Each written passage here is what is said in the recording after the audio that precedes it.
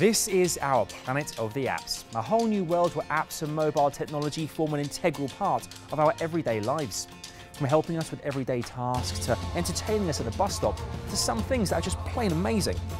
You know, a great man once said, a lot of times people don't know what they want until you show it to them, and that's where we come in.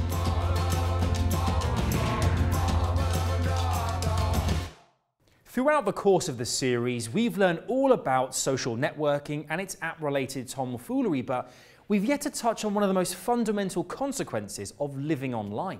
George Orwell wrote about it, and video games like Watch Dogs have been based upon it. Can we control the level of privacy and security surrounding our mobile technology? Take the way that we tackle it. Can we trust the antivirus programs available to us? Does signing up to a social network mean that someone somewhere has all the information they need to book a Mediterranean cruise courtesy of your bank account? Those are the kind of things that we're taking a closer look at today. Coming up on this week's show, David's joined by Dr. Jessica as she unveils the ins and outs of remaining safe online. Lucy and I get to grips with some of the latest in handheld security gadgets, and I find out some top tips on staying private on your smartphones. Be honest with me. Have you cheated on me? I can't trust him anymore, Lucy. I'm so glad you're here. I'm here. I'm here so for you, Adam. Please tell me that there's plenty more mobile security gadgets in the sea. There are plenty more in the sea. You don't need to worry. I'm here for you, babe. I'm here. Glad you are.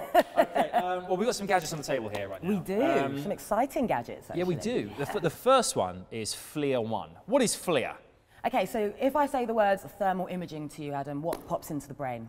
Predator eyes. Obviously. Hashtag. Well, this is a thermal imaging camera that you attach to your iPhone 5 or 5S, which basically turns it into a thermal imaging camera. That is incredible. Fantastic. Do you know my top 3 things I've always wanted 15 years now, my top of my Christmas wish list? Sparkly shoes, incense candles, thermal imaging, predator eyes. Sparkly shoes. Sparkly shoes. Nice. Well, now you can tick this off your Christmas wish list. You can get it this year. Okay, so attaching it is quite easy. Just make sure the phone's aligned with the case, and it's a case of just slotting it down like so. Now, there's a lever on the back. It will walk you through it. So once you fire up the application, it will tell you exactly what to do. Now, it's telling me to move this lever into the middle to set up calibration.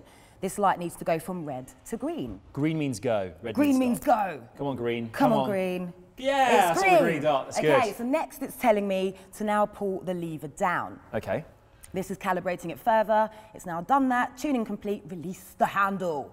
Release the handle. Does that mean it's picture time? It's picture time. I love that. Okay. That's pretty cool. Can you take my picture? I can take your picture. I'll do it like I'm Arnold Schwarzenegger in Predator. You're looking pretty hot right now, Mr. Universe. Good. Did you get it? Yeah. Can I have a look? It looks pretty cool, doesn't it? Okay, so the idea is, I've taken your photos. Call that heat mapping. Man. There's your heat signature. Yeah, you do look a little bit chunky. Awful. Like one of the Blue Man Group people.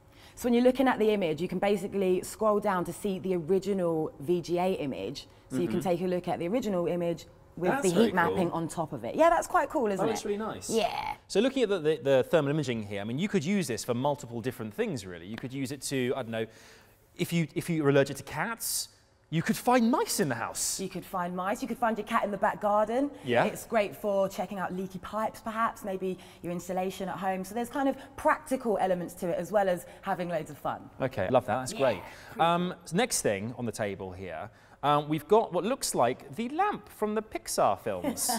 It does look a little bit like a descendant, doesn't it? It does. The Pixar lamp. But no, it's definitely not. This is the SmartCam, no, the Samsung SmartCam HD. Okay. Basically, what you're looking at here is a web-connected camera that connects directly to the internet via Wi-Fi. So no annoying little wires. Yeah, it connects directly to Wi-Fi. That sounds amazing. And using that technology, you can then channel into a live feed from your tablet, your smartphone, or from your web browser from anywhere in the world remotely. Anywhere? Anywhere. Even Gibraltar? As long as you've got an internet connection and you're connected to the SmartCam, you can check out the feed. That's amazing. So what makes it so smart then? Is that one feature, or are there other features as well? No, there's loads of other features. So it's got motion and sound detection. So, you know, if it picks up anything, it's going to send you an alert to your smartphone or send you an email to let you know that it's kind of picked up some motion, picked up some audio. Could be an intruder, could be the cat. But either way, it's going to send you a notification so you know. So there's loads of really cool things that you can do with it. But when it comes to this kind of technology, you don't necessarily need to fork out and pay for a dedicated bit of hardware. You're talking about the ManyThing app, aren't you? I am. There you go. So this is a really cool app, which is free. Love a free app. Love it. But what the application does is essentially allows you to turn your old iPhone or your old iPad into a dedicated webcam for you. So no extra hardware, no paying for an app.